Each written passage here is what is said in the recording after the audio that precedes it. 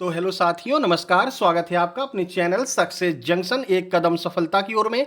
और हम लेकर के आ गए हैं आपके लिए एमपी पुलिस कांस्टेबल 17 अगस्त थर्ड शिफ्ट का एग्जाम एनालिसिस, जहां पर आज हम कवर करने वाले हैं। सबसे पहले जीके जीएस और एमपी जीके के बारे में बताएंगे, फिर साइंस के बारे में बताएंगे, फिर आपको रीजनिंग और उसके बाद में मैथ के बारे में संपूर्ण जानकारी हम आपको देने वाले हैं कि कौन कौन से प्रश्न आज आपके पूछे गए हैं। वीडियो को शुरू से लेकर के अंत तक जरूर देखिएगा, क्योंकि लास्ट में हम आपको आज के टॉप 5 स्कोर के बारे में बताने वाले हैं और इस शिफ्ट का कट ऑफ कितना जाने वाला है वो भी हम आपको बताने वाले हैं। हालांकि ये शिफ्ट जो है थोड़ा सा पैटर्न यहां से चेंज हुआ है और इस शिफ्ट में लोगों के नंबर कम आए हैं। तो क्या कैसा पैटर्न रहा है, क्या कैसे प्रश्न आए हैं, वो सब हम आपको बताने वाले हैं। उससे पहले बता दें, आपका अगली किसी भी शिफ्ट में एग्जाम है तो आप अपने प्रश्नों को 7052547003 इस नंबर पर जरूर से जरूर सेंड कीजिएगा। कल आपका एग्जाम 3 शिफ्ट में है और तीनों शिफ्ट में हमारे कुछ रिलेटिव्स का एग्जाम है, तो उन लोगों ने कहा कि बिल्कुल ज्यादा से ज्यादा क्वेश्चन हम आपको भेजेंगे। ठीक है, तो कल के तीनों एग्जाम एनालिसिस आपको एकदम रियल ऑथेंटिक प्रश्नों के साथ में और ज्यादा से ज्यादा प्रश्नों के साथ में मिलने वाले हैं।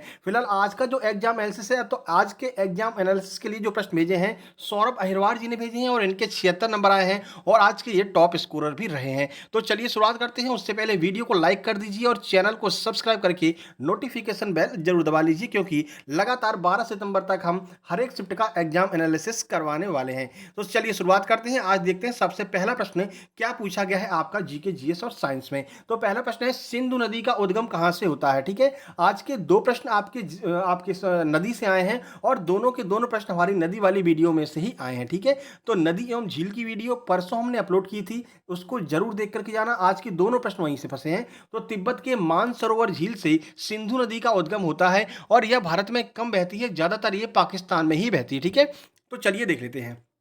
सिंधु नदी एशिया की सबसे लंबी नदियों में से एक है। यह पाकिस्तान, भारत, जम्मू और कश्मीर यानी भारत के जम्मू और कश्मीर और चीन के पश्चिमी तिब्बत के माध्यम से बहती है। ठीक है, तो 3 देशों में ये बहती है, 3 देशों की यात्रा करती है।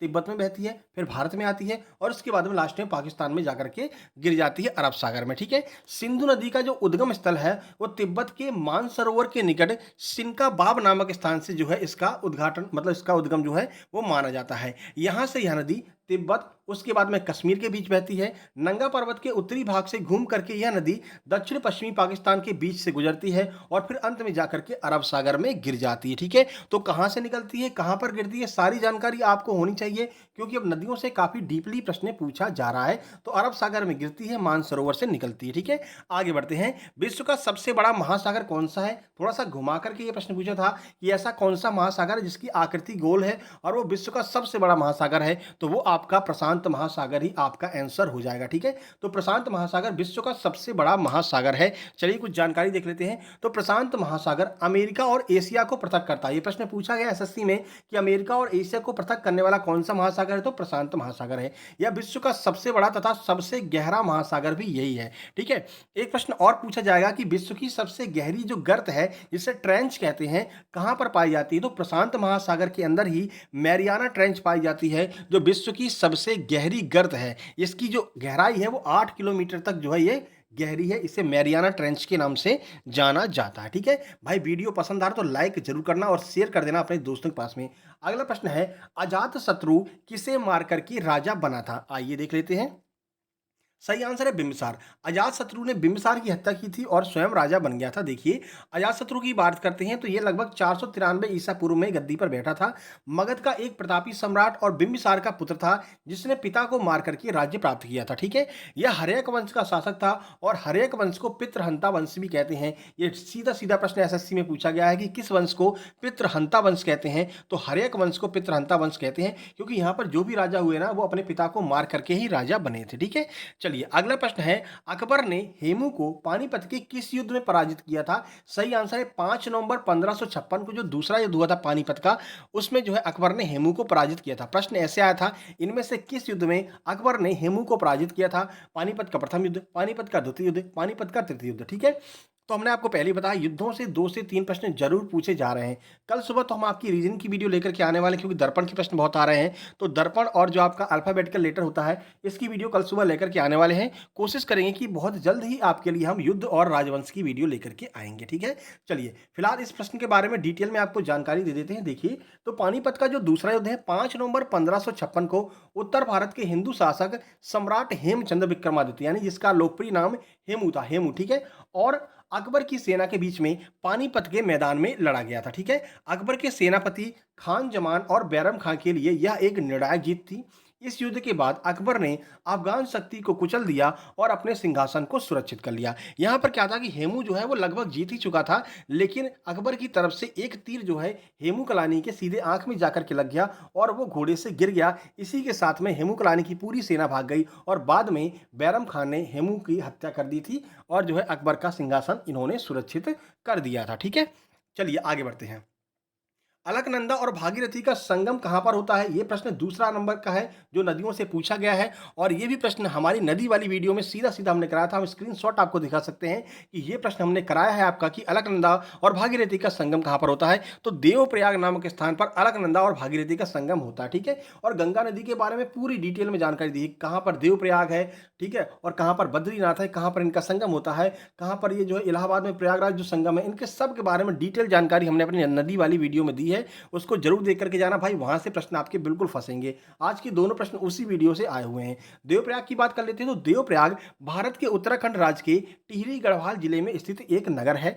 यह पंचप्रयाग में से एक है और यहाँ अलकनंदा नदी का भागीरथी नदी से संगम होता है। इस संगम के बाद ही जो ये संयुक्त धारा है यही गंगा नदी कहलाती है। तो जब अलकनंदा और भागीरथी मिल जाती हैं तो गंगा नदी का निर्माण होता है। ये पूरा हमने आपको मैप बना करके समझाया था अपने उस वीडियो में, नदी वाली वीडियो में, ठीक है?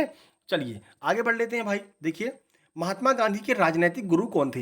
एक्चुअली प्रश्न ये पूछा गया, इसमें थोड़ा सा स्टेटमेंट वाला प्रश्न पूछा गया था, लेकिन वो पूरा का पूरा प्रश्न गुरु गोपाल कृष्ण गोखले के अगल बगल घूम रहा था। तो इसके बारे में हम आपको जानकारी दे देते हैं कि ये प्रश्न कैसे आया होगा। तो महात्मा गांधी के राजनीतिक गुरु कौन थे? तो गुरु गोपाल कृष्ण गोखले जो हैं वो महात्मा गांधी के राजनीतिक गुरु थे। चलिए इनके बारे में आपको कुछ जानकारी दे देते हैं क्योंकि आज जो प्रश्न पूछा है वो स्टेटमेंट वाला प्रश्न पूछा है। तो देखिए, गुरु गोपाल कृष्ण गोखले महात्मा गांधी के राजनीतिक गुरु थे। 1912 में गोखले गांधी जी के निमंत्रण पर दक्षिण अफ्रीका गए थे, ठीक है? चलिए, महात्मा गांधी के दक्षिण अफ्रीका से लौटने के बाद उन्हें व्यक्तिगत रूप से गोपाल कृष्ण गोखले के द्वारा निर्देशित किया गया था। जब महात्मा गांधी 1915 में वापस आए थे, कहाँ मतलब अफ्रीका से कहाँ वापस आए थे, भारत, तब जो है सीधे गोपाल कृष्ण गोखले के संपर्क में आए और पूरा जो है इनको जो इनको जानकारी वगैरह थी भारत की, कैसे आपकी राजनीति करनी है, कैसे क्या करनी है, वो गुरु गोपाल कृष्ण गोखले के द्वारा ही दी गई थी। इसलिए गोपाल कृष्ण गोखले को जो है गांधी जी का राजनीतिक गुरु कहा जाता है, ठीक है? चलिए, उन्हें भारत और आम भारतीय के सामने आने वाले मुद्दों के बारे में बहुत ज्ञान और समझ थी। किसको? गुरु गोपाल कृष्ण गोखले को। सर्वेंट्स ऑफ इंडिया सोसाइटी की स्थापना 1915 में गोपाल कृष्ण गोखले जी के द्वारा ही की गई थी। तो कुछ ऐसा ही स्टेटमेंट वाला प्रश्न आज आपको बना करके पूछा गया था, ठीक है? तो आपको थोड़ा सा डीपली प्रश्न पढ़ करके आपको जाने हैं इतिहास के। इतिहास के बहुत प्रश्न आ रहे हैं भाई, ठीक है ना? तो इतिहास को आप अच्छे से थोड़ा पढ़ करके जाइए। अगला प्रश्न है, चकरी नृत्य कहाँ से संबंधित है? तो राजस्थान का प्रसिद्ध लोक नृत्य है चकरी, ठीक है? चलिए देख लीजिए। और ये चक्री नृत्य वाली वीडियो भी हमने अपने लोक नृत्य वाली वीडियो में कराया है। चक्री नृत्य को नृत्य के बारे में हमने आपको उसमें बताया है, वो आप लोक नृत्य वाली वीडियो भी देख करके जाना। देखिए, चक्री नृत्य को मध्य प्रदेश की बैरियास जनजाति के राय नृत्य के समान ही माना जाता है। ये हमने इसलिए ऐड कर दिया क्योंकि ये प्रश्न आपके पटवारी में पूछा गया था कि कौन से नृत्य को चक्री नृत्य के समान माना जाता है मध्य प्रदेश के, तो बैरियास नृत्य, ठीक है? फिलहाल हम यहाँ बात कर लेते हैं चक्री नृत्य के बारे में। तो देवीलाल सागर ने इस नृत्य को लोकप्रिय बनाया। यह बूंदी, कोटा और बारां, ये कहाँ के जिले हैं? ये आपके राजस्थान के जिले हैं। बूंदी, कोटा और बारां जिले के हाड़ौती क्षेत्र में किया जाता है। यह हाड़ौती क्षेत्र के विवाह और त्योहारों के अवसर पर कंजर जनजाति की महिलाओं के द्वारा किया जाता है। तो जो राजस्थान की कंजर जनजाति की महिलाएं हैं वे इस नृत्य को करती हैं। उम्मीद करते हैं सब कुछ आपके समझ में आ रहा होगा। तो भाई वीडियो को लाइक करके और चैनल को सब्सक्राइब जरूर करना है। एक प्रश्न आज यहाँ पर बताया गया है कि कॉकरोच के शरीर पर कौन सी परत पाई जाती है? ये एग्जैक्ट प्रश्न हमारे पास में नहीं भेजा है। ये समझ में नहीं आया कि कॉकरोच के शरीर पर पूछी गई थी या कॉकरोच के शरीर पर कितनी आंखें होती हैं। तो ये जैसा ही प्रश्न था, अगर आप एग्जाम देकर के आए हैं तो कमेंट बॉक्स में कमेंट कर दीजिए कि क्या प्रश्न पूछा था एग्जैक्ट। इस प्रश्न के बारे में टेलीग्राम में हम जो है पूरा डिटेल में आपको जानकारी दे देंगे। फिलहाल बढ़ते हैं अगले प्रश्न पर। साइंस का अगला प्रश्न है, धातु को अम्ल के साथ क्रिया कराने पर कौन सी गैस बनती है? तो हाइड्रोजन गैस निकलती है अगर आप धातु को अम्ल के साथ में क्रिया कराएंगे, धातु को एसिड के साथ में क्रिया कराएंगे। देखिए कैसे। तो धातु के साथ अम्ल की अभिक्रिया कराने पर सामान्यतः हाइड्रोजन गैस उत्पन्न होती है। उदाहरण के लिए जब जिंक की क्रिया तनु सल्फ्यूरिक अम्ल से होती है यानी कि H2SO4 से होती है तो जिंक सल्फेट बनता है और हाइड्रोजन गैस जो है वो बाहर निकलती है, ठीक है। और ये जो हाइड्रोजन गैस निकलती है तो हाइड्रोजन एक रंगहीन, ध्यान रखना रंगीन नहीं है, रंगहीन गैस होती है जो मोमबत्ती के संपर्क में आने पर विस्फोट के साथ में जलती है। ये भी आपको याद रखना है। तो धातुओं को अगर आप एसिड के साथ में क्रिया कराएंगे तो हाइड्रोजन गैस का निर्माण होता है, ठीक है। अगला देखिए, भारत को सबसे ज्यादा हानि किस क्षेत्र के अंतर्गत होती है, यानी कि कौन से सेक्टर में सबसे ज्यादा हानि भारत को देखने पड़ता है। इकोनॉमिक्स का यह प्रश्न है, यानी कि इकोनॉमिक्स की ओर बढ़ चला है। धीरे धीरे इकोनॉमिक्स के अच्छे प्रश्न आपको देखने को मिलेंगे। आज सुबह हमने इकोनॉमिक्स की वीडियो अपलोड की है जिसमें हमने CRR, SLR, base rate, bank rate, RBI, इन सब के बारे में डिटेल में जानकारी दी है और बिल्कुल लोकल लैंग्वेज में, जो सिंपल लैंग्वेज होती है उसमें समझाया है। क्योंकि अगर आप इकोनॉमिक्स को इकोनॉमिक्स की भाषा में पढ़ेंगे तो ऊपर से निकल जाएगी, ठीक है ना। इसलिए हमने कैसे आरबीआई बाप है, उसका बेटा एसबीआई है, आरबीआई से एसबीआई कैसे पैसा मांगता है, ये सब कहानी के तौर पर समझा दिया है। एक बार आप उस वीडियो को जरूर देख लेना, आपकी इकोनॉमिक्स बिल्कुल क्लियर हो जाएगी और 4 नंबर आपके पक्के हो जाएंगे, क्योंकि 3 से 4 नंबर इकोनॉमिक्स के जरूर पूछे जा रहे हैं। ये वीडियो जैसे ही खत्म होगी हम 2 वीडियो यहाँ पर टैग कर देंगे, उन वीडियो को आप देख करके जाना। यहाँ पर आपको इकोनॉमिक्स की वीडियो मिल जाएगी जैसे ही वीडियो समाप्त होगी, ठीक है। चलिए, तो प्राथमिक क्षेत्र में सबसे ज्यादा हानि होती है भारत को। देखिए, तो प्राथमिक क्षेत्र से जो कच्चे माल के संग्रह से संबंधित है, जो आपका प्राथमिक क्षेत्र होता है, जैसे आपका कृषि हो गया, ठीक है ना, जो कच्चे माल जहां से मिलते हैं, मछली उत्पादन हो गया, तो ये सब प्राथमिक क्षेत्र के अंतर्गत आते हैं। यह क्षेत्र लगभग 17% के साथ जीडीपी में न्यूनतम योगदान देता है, ठीक है। सबसे कम योगदान कौन देता है जीडीपी में, तो प्राथमिक क्षेत्र है। यह माल के प्रसंस्करण और निर्माण में शामिल द्वितीयक क्षेत्र जीडीपी में 30% योगदान देता है। तो जो अपना द्वितीयक क्षेत्र है जिसमें माल का निर्माण होता है, प्रसंस्करण होता है, वो 30% का योगदान देता है हमारी जीडीपी में, ठीक है। और सबसे महत्वपूर्ण जो है वो कौन सा है, तो तृतीय क्षेत्र लगभग 53% का योगदान देता है हमारी जीडीपी में। तो जो तृतीय क्षेत्र है, जैसे कि सेवा क्षेत्र है, सेवा क्षेत्र के अंदर होटल मैनेजमेंट वगैरह हो गया, ठीक है, हवाई अड्डा वगैरह होगा, तो ये सब क्या है, तृतीय क्षेत्र के अंतर्गत आ जाते हैं। और इनसे हमको सबसे ज्यादा जो रेवेन्यू है वो प्राप्त होता है। सबसे ज्यादा जीडीपी में हमारे योगदान कौन देता है, तृतीय क्षेत्र देता है, ठीक है। करंट अफेयर का एक प्रश्न पूछा गया है, ठीक है। देखिए, प्रश्न था जुलाई 2023 तक नेशनल ग्रीन ट्रिब्यूनल के वर्तमान अध्यक्ष कौन है, तो सीओ कुमार सिंह ये नेशनल ग्रीन ट्रिब्यूनल के जो वर्तमान अध्यक्ष हैं। अगर आपके ऑप्शन में आदर्श कुमार गोयल भी दिया है तो आपका आंसर आदर्श कुमार गोयल होगा, ठीक है। लेकिन अगर आदर्श कुमार गोयल नहीं दिया और सीओ कुमार सिंह दिया है तो ये आपका आंसर हो जाएगा। चलिए देखते हैं कैसे। तो केंद्र सरकार ने राष्ट्रीय हरित प्राधिकरण यानी एनजीटी के न्यायिक सदस्य न्यायमूर्ति सीओ कुमार सिंह को नए अध्यक्ष की नियुक्ति होने तक ट्रिब्यूनल के अध्यक्ष के रूप में कार्य करने के लिए अधिकृत किया है, ठीक है। अभी नया अध्यक्ष नियुक्त नहीं किया गया है, तो कार्यकारी अध्यक्ष के रूप में सीओ कुमार सिंह को नियुक्त किया गया है। इसलिए मेरा जहां तक मानना है आपको ऑप्शन में आदर्श कुमार गोयल का नाम जरूर दिया गया होगा, ठीक है, क्योंकि ये कार्यकारी है और नया कोई बना नहीं है, पुराने आदर्श कुमार गोयल ही हैं, तो वही आपका आंसर हो जाएगा। मुख्यालय क्या है, तो मुख्यालय आपका नई दिल्ली है, एनजीटी का मुख्यालय नई दिल्ली में स्थित है। चलिए आगे बढ़ते हैं। अब हम यहाँ पर बात करने वाले कि मैथ में आज आपके क्या क्या पैटर्न चेंज देखने को मिला है। पैटर्न तो चेंज हुआ है भाई सेकंड शिफ्ट में, ठीक है। देखिए, बेलन का आयतन पूछा गया था और ऐसा बेलन था आपका, आंतरिक और बाहरी आयतन दोनों आयतन आपका पूछा गया था। आंतरिक आयतन और बाहरी आयतन के बीच में कुछ अंतर करके दिया था, ऐसा प्रश्न आपसे पूछा गया था, ठीक है। चलिए, नंबर सिस्टम से आपके 2 प्रश्न आए थे और काफी कैलकुलेटिव प्रश्न नंबर सिस्टम के आए थे, मतलब कि आपसे जो है सॉल्यूशन करवा रहा था, आपसे ज्यादा कैलकुलेशन करवा रहा था। अब मेरा आपसे क्या कहना है, तो देखिए, चलिए सॉल्यूशन में आपको सजेशन में बता देंगे लास्ट में कि आपको कैसे आगे आपको सॉल्व करना है प्रश्नों को जिनका आगे एग्जाम है, ठीक है। फिलहाल एलसीएम से 2 प्रश्न है और 2 प्रश्न आपके एलसीएम के आए थे। डिस्काउंट से भी आपके 2 प्रश्न आज देखने को मिले हैं। परसेंटेज के 2 प्रश्न देखने को मिले हैं। इसके अलावा आपका विभाज्यता के नियम से 4 प्रश्न थे, जिसमें 11, 22, 6 और 7 ये 4 जो नियम है आपके विभाज्यता के नियम से 4 प्रश्न आज पूछे गए थे। कंपाउंड इंटरेस्ट की बात करते हैं तो फिर से कंपाउंड इंटरेस्ट ज्यादा आने लगा है। 4 प्रश्न आपके कंपाउंड इंटरेस्ट से पूछे गए हैं। सीआई से एसआई से मात्र 1 प्रश्न आपका पूछा गया था। उसके बाद प्रॉफिट लॉस की बात करते हैं तो 2 प्रश्न आपके प्रॉफिट लॉस लाभ हानि से पूछे गए थे। सिंप्लीफिकेशन में 2 प्रश्न थे, वो भी आपके कैलकुलेटिव प्रश्न ही थे, ठीक है। कुल मिलाकर के 4 प्रश्न आपके कैलकुलेशन बेस पूछ रहा है। आगे बढ़ते हैं। मिक्सचर की 2 प्रश्न है। एज यानी आयु के भी आपकी 2 प्रश्न पूछे गए तो सिंपल लेवल के थे, ठीक है। मेंसुरेशन की बात करते हैं तो 2 प्रश्न आपके मेंसुरेशन से पूछे जा रहे हैं। सूत्रों को जरूर याद करके जाइएगा। 1 प्रश्न आपका आज एवरेज से पूछा है और 2 प्रश्न आपके रेशियो से पूछे गए हैं, ठीक है।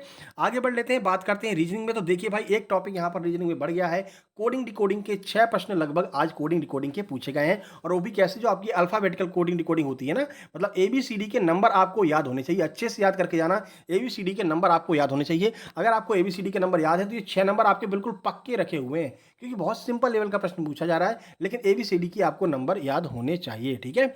चलिए, सिटिंग अरेंजमेंट के 2 प्रश्न पूछे गए हैं, ब्लड रिलेशन के भी 2 प्रश्न पूछे गए हैं। कुछ लोग कह रहे हैं ब्लड का प्रश्न नहीं आया, तो ऐसा हो नहीं सकता भाई, 1-2 प्रश्न जरूर आया होगा, ठीक है। डायरेक्शन के 4 से 5 प्रश्न आपके डायरेक्शन के पूछ रहे हैं, और अच्छे लेवल के डायरेक्शन के प्रश्न पूछ रहे हैं। कहीं 135 डिग्री पर घुमा देता है, कहीं कह देता है कि इसके दाएं में, इसके जो है उत्तर पश्चिम में ये बैठा है, पूर्व पश्चिम में ये बैठा है, ये इस जगह पर बैठा है, बताइए ये कहाँ पर बैठा है। ऐसे प्रश्न जो है आपके आ रहे हैं डायरेक्शन में, थोड़े से अच्छी लेवल के प्रश्न आ रहे हैं। आइदर और नाइदर और से आपके 2 प्रश्न ही आज पूछे हैं, या तो नहीं वाले आज 2 ही प्रश्न पूछे गए हैं, इनका लेवल थोड़ा सा कम किया है। वहीं मिसिंग लेटर के भी 3 से 4 प्रश्न आपके मिसिंग लेटर के पूछे जा रहे हैं, जहां पर आप बंच बना करके आंसर निकाल सकते हैं। कल आपकी सुबह रीजनिंग वाली वीडियो आने वाली है, जिसमें मिरर इमेज को आप कैसे सॉल्व करें, वाटर इमेज को कैसे सॉल्व करें, ट्रिक के द्वारा बताएंगे। इसके अलावा मिसिंग लेटर को कैसे सॉल्व करें, इसकी भी ट्रिक हम कल आपको सुबह बताने वाले हैं, ठीक है। चलिए, वाटर इमेज और मिरर इमेज से 6 प्रश्न आए हैं, तो ये आप समझ लीजिए 12 नंबर तो आपके यही कवर हो गए।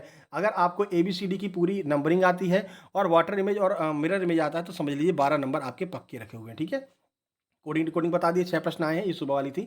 6 प्रश्न कोडिंग डिकोडिंग के आए हैं, ठीक है। और 2 प्रश्न आपके अल्फाबेटिकल सीरीज से भी पूछे जा रहे हैं। वहीं विलुप्त संख्या की बात करते हैं, तो 2 प्रश्न आपके विलुप्त संख्या से पूछे गए हैं, जो आपका ऐसा बॉक्स बना रहता है ना, ऐसे करके यहाँ पर कुछ जो है गुणा भाग किया रहता है, यहाँ पर कुछ गुणा भाग, और लास्ट में आपको क्वेश्चन मार्क दिया रहता है। ऐसे आपको 2 प्रश्न देखने को मिल रहे हैं, ठीक है। 2 से 3 प्रश्न आपके साइलॉग के बता रहे हैं कि 4 प्रश्न आज साइलॉग के पूछे गए हैं, कुत्ता बिल्ली वाले, ठीक है। तो इसको भी आप अच्छे से करके जाइए। ऐसे टॉपिक हैं जो आगे इनकी संख्या बढ़ेगी, ठीक है ना, धीरे धीरे पैटर्न चेंज होगा। कथन और कारण के भी 2 प्रश्न पूछे हैं। सुबह न्याय निगमन का पूछा था, इस जो शिफ्ट में है, जो आपके कथन कारण के 2 प्रश्न पूछ लिए हैं, इसीलिए इस शिफ्ट का जो कट ऑफ है वो कम जाने वाला है। चलिए, जीके जीएस की बात करते हैं। भाई पहाड़ बनकर के गिरी है जीके जीएस, 30 नंबर का जीके जीएस आपका पूछा है, और साइंस के मात्र 6 प्रश्न ही आपके पूछे गए हैं। मात्र 6 प्रश्न आपके साइंस से पूछे हैं, 30 तक प्रश्न आपके जीके जीएस से पूछे हैं। मैथ की बात कर लेते हैं भाई, तो मैथ के लगभग 28 प्रश्न आपके पूछे गए हैं, और 36 प्रश्न आपके लगभग रीजनिंग के पूछे गए हैं। रीजनिंग के प्रश्न ज्यादा पूछे जा रहे हैं, ठीक है। टॉप 5 स्कोर की बात कर लेते हैं। आज के टॉप 5 स्कोर में देखिए तो 76 ही हमको हाईएस्ट मिला है। बाकी आपके कितने नंबर है कमेंट बॉक्स में कमेंट कर सकते हैं। उसके बाद में आपका 75 है, 73 है, 71 है और 69, ये नंबर आज हमको देखने को मिले हैं। आपका कितना नंबर है वो आप कमेंट बॉक्स में कमेंट कर दीजिए। तो ये इस शिफ्ट का कट ऑफ आपको बता दें, तो इस शिफ्ट का कट ऑफ काफ़ी कम जाने वाला है। लगभग 69 या 70 नंबर अगर आपके आ रहे हैं और आप जनरल से हैं, तो आप फिजिकल की तैयारी कर सकते हैं। फिजिकल का कॉल आपको जरूर आएगा, ठीक है।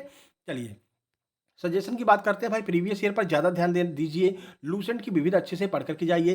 टेक्स्ट बुक का टेस्ट 4-5 टेस्ट तो लगा करके ही जाइए, ठीक है, क्योंकि उससे अप लेवल का नहीं आ रहा, उससे कम लेवल का ही आपका एग्जाम पैटर्न अभी चल रहा है। इकोनॉमिक्स की बात करें तो इकोनॉमिक्स वाली वीडियो जरूर देख करके जाना, 3 से 4 नंबर आपके पक्के हो जाएंगे कल सुबह वाली शिफ्ट में। पादप जगत का वीडियो हमने बना रखा है भाई, पादप जगत का वर्गीकरण वहां से जरूर देख करके जाना। ब्रायोफाइटा टेरिडोफाइटा क्या होता है, यहाँ से प्रश्न बन रहे हैं, ठीक है ना, तो अच्छे से देख करके आपको जाना है। इसके अलावा आपको बता दें, तो आगे जिन लोगों का एग्जाम है वो लोग कुछ नए टॉपिक्स देख करके जाएं। जैसे कि आज आपका कोडिंग डिकोडिंग में जो है नंबर बढ़े हैं, ठीक है, कोडिंग डिकोडिंग के प्रश्न ज़्यादा आए हैं। ऊपर बात करते हैं तो थोड़ा सा मेंसुरेशन की तरफ वो शिफ्ट किया है, 3 प्रश्न आज मेंसुरेशन के पूछे गए हैं, तो बस मेंसुरेशन के सूत्र वगैरह आप याद कर लीजिए। थोड़ा सा कैलकुलेशन अपनी फास्ट कर लीजिए। कैलकुलेशन के लिए जो हमारे टेलीग्राम चैनल है ना, सक्सेस जंक्शन लाइव, इसमें हमने 2 ऐप्स डाले हैं। उन 2 ऐप्स पर अगर आप 10-10 मिनट भी प्रैक्टिस करते हैं ना, तो आपकी कैलकुलेशन काफ़ी तेज हो जाएगी, और कैलकुलेशन का पूरा खेला है वहाँ पर, ठीक है। बाकी आपको बता दें, अगर आप जीके जीएस जल्दी सॉल्व कर लेते हैं तो आपके पास मैथ के लिए काफ़ी समय बच जाता है। लगभग 1 घंटे से ज़्यादा का समय मैथ और रीजनिंग के लिए बचता है। तो भाई एक नंबर आपको, एक एक नंबर बहुत महत्वपूर्ण है, क्योंकि यहाँ पर एक नंबर थोड़ा सा आप कैलकुलेशन कर लेंगे, गुणा भाग जोड़ घटाना कर लेंगे, एक नंबर यहाँ पर आपको मिल जाएगा। लेकिन यही एक नंबर अगर आप फिजिकल के लिए करने जाएंगे ना, तो आपको कम से कम 2 लीटर पसीना बहाना पड़ेगा, तब आपको 1 से 2 नंबर मिलेंगे, समझ लो, ठीक है। तो एक एक नंबर आपके लिए महत्वपूर्ण है। पढ़ाई अच्छे से कर लीजिए, फिजिकल में थोड़ा बहुत नंबर ले आएंगे तो काम आपका हो जाएगा। 150 से ऊपर कट ऑफ नहीं जाने वाली है, ध्यान रखना, ठीक है ना।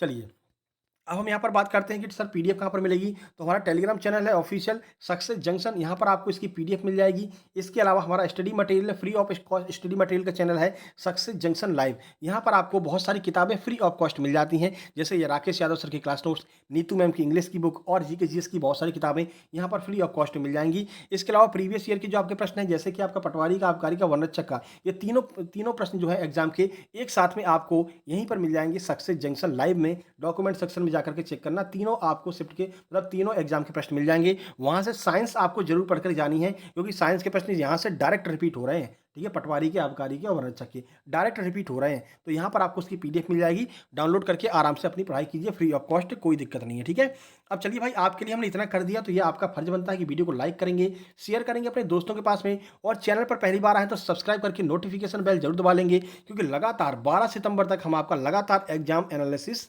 करवाने वाले हैं। और अपने दोस्तों को जरूर बता देना भाई। और कल आपको तीनों शिफ्ट का एग्जाम एनालिसिस बिल्कुल रियल ऑथेंटिक और ज़्यादा से ज़्यादा प्रश्नों के साथ में मिल जाएगा। ठीक है, चलिए मिलते हैं कल सुबह सबसे पहले रीजनिंग वाली वीडियो में, उसके बाद में एग्जाम एनालिसिस फर्स्ट शिफ्ट में, जो कि आपकी 8:30 से 10:30 बजे के बीच में होगी। और प्रश्न हमारे पास में लगभग 11:30 तक आ जाएंगे, और 12 बजे के आसपास 12 सवा 12 तक आपको फर्स्ट शिफ्ट का एग्जाम एनालिसिस देखने को मिल जाएगा। चलिए मिलते हैं कल सुबह, तब तक के लिए नमस्कार, धन्यवाद।